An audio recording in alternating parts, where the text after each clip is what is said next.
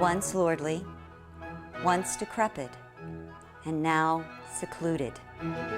Chatham has loomed over Fredericksburg for more than 2 centuries.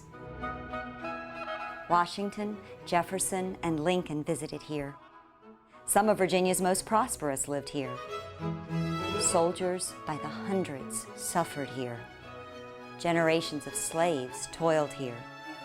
Chatham has always been a place of contrast, a place of beauty devastated by war, a place of prominence and prosperity sustained for more than a century by the labor of slaves, people who neither earned nor owned anything. William Fitzhugh and his wife Anne Randolph Fitzhugh first opened Chatham's door in 1771. Symmetrical and massive, Chatham looked down on the emerging town of Fredericksburg from Stafford Heights. The Fitzhughs lived in a world dominated by revolution and wealth. Though thoroughly English in his family origins, William Fitzhugh ardently supported independence.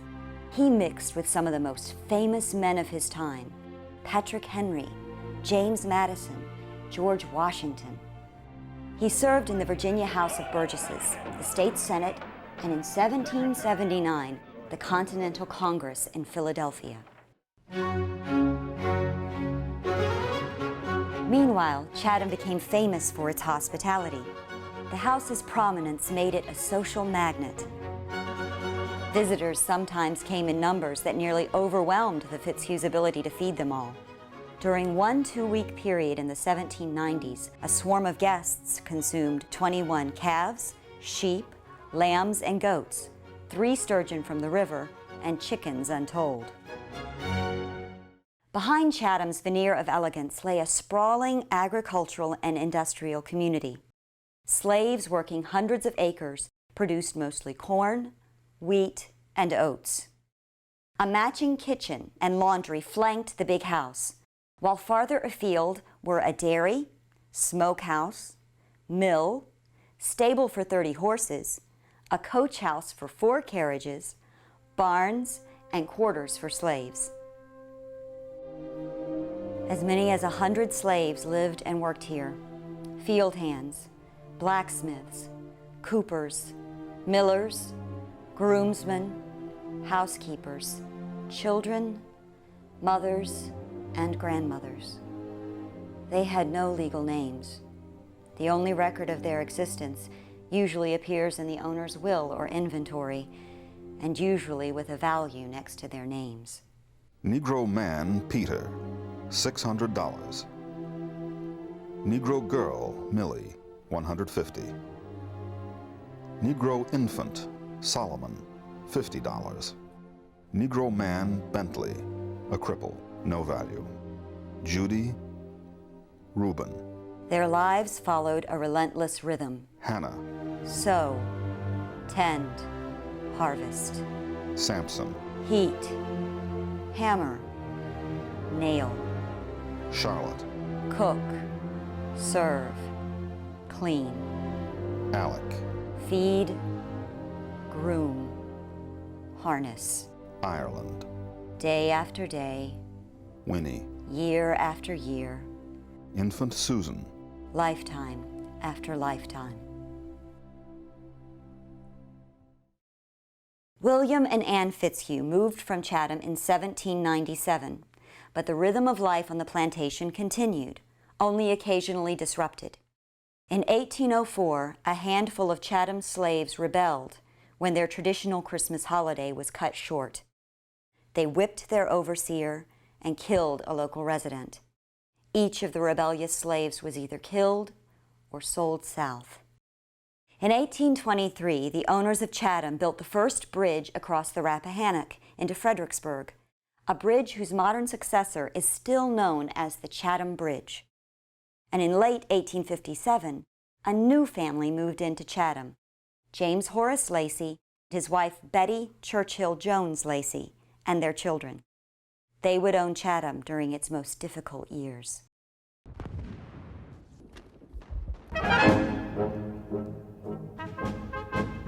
In 1861, Few Virginians supported war more enthusiastically than J. Horace Lacey. Lacey owned dozens of slaves, and he firmly rejected the right of the federal government to limit the power of the states. Once war began, Horace Lacey joined the Confederate Army, and his wife Betty tried to supervise Chatham without him. But she soon decided the job was too much, and when the Union Army approached, she and her children fled the area. That left Chatham to the fates of war. Widely known as the home of one of Fredericksburg's most famous secessionists, and perched as it was on a ridge dominating Fredericksburg, Chatham attracted constant attention from Union armies as they overswept the area in 1862, 1863, and 1864. Union generals repeatedly used the house as headquarters. On May 23, 1862, President Abraham Lincoln met with several generals at Chatham. During the December 1862 battle, Union artillery lined the heights adjacent to Chatham. Generals gathered on the grounds and on the veranda to watch the fighting rage on the plains west of Fredericksburg. They witnessed Union disaster. Evidence of that disaster soon came streaming up Chatham's driveway in the form of wounded, hundreds of them.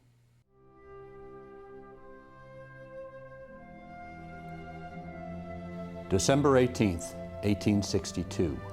The room in which I write is used as an operating room, and for 6 days the tables have been occupied from morning until late at night. The house is full. Men lie on the floors as close as they can be stowed. A little straw here and there. It's the best we can do for them. Dr. Franklin Dyer, Union Surgeon. Clara Barton and Dr. Mary Walker came to Chatham to help care for the wounded. The writer, Walt Whitman, came too. Chatham seems to have received only the worst cases. Outdoors, at the foot of a tree, within 10 yards of the front of the house, I notice a heap of amputated feet, legs, arms, hands, about a load for a one-horse cart. Several dead bodies lie near, each covered with its brown woolen blanket. The house is quite crowded, everything impromptu, no system, but I have no doubt the best that can be done. All the wounds pretty bad, some frightful. The men in their old clothes, unclean and bloody. I went through the rooms, downstairs and up. Some of the men were dying. Walt Whitman. Weeks later, when silence once again descended on Chatham, a war correspondent visited the place. Every wall and floor is saturated with blood. The old clock has stopped. The child's rocking horse is rotting away on a disused balcony. The costly exotics in the gardens are destroyed. All that was elegant is wretched. All that was noble is shabby. All that once told of civilized elegance now speaks of ruthless barbarism. For the rest of the war, Chatham lay abandoned. Save for occasional use by Union surgeons or visits from chilly pickets, its once elegant rooms even served as stables for Union horses.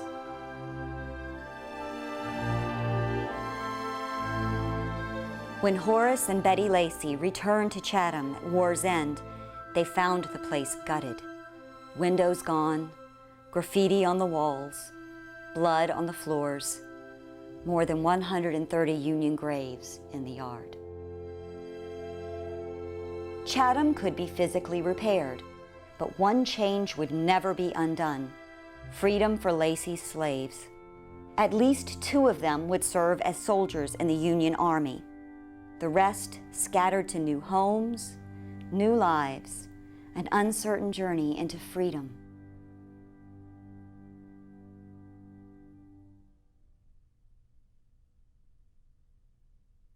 The end of slavery meant financial ruin for J. Horace Lacey. His personal fortune plummeted from $180,000 in 1860 to just $2,000 after the war. Most of that loss due to the exodus of slaves. Unable to fund repairs needed to restore Chatham to its former splendor, the Laceys sold their home in 1872. For the next 40 years, it would undergo a change common to many Southern plantations after the war, from working farm to elegant retreat. When Helen DeVore and her husband Daniel acquired Chatham in 1921, they determined to rid the place of all hints of wartime woe. They tore off the pre-war porticos and put in more elegant entries. They changed the front of the house from the riverside to the land side and lined the new entrance with elaborate colonial revival gardens.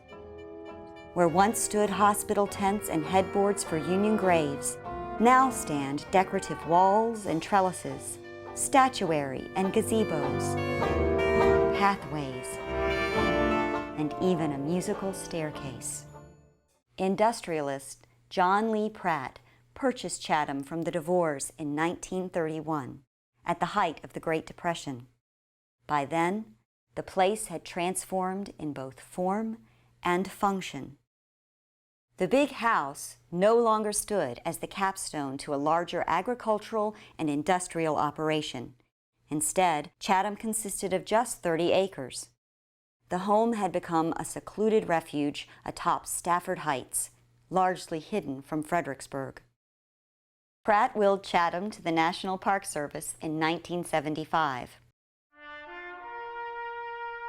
Today, Chatham vividly illustrates more than 230 years of Southern history. Pre-war prosperity, built on the foundation of slavery, wartime devastation, and post-war struggle, rebirth, and transformation. Few American places have such a story to tell. The scarred walls, the solitary graves tucked away, the ancient driveway trod by Lincoln, Washington, and Jefferson. The floors once covered by playing children and struggling wounded. The rooms once the scene of elegant dinners, the fields once worked by generations of slaves. They echo to us still, with stories of hardship, prosperity, sadness, elegance, and courage.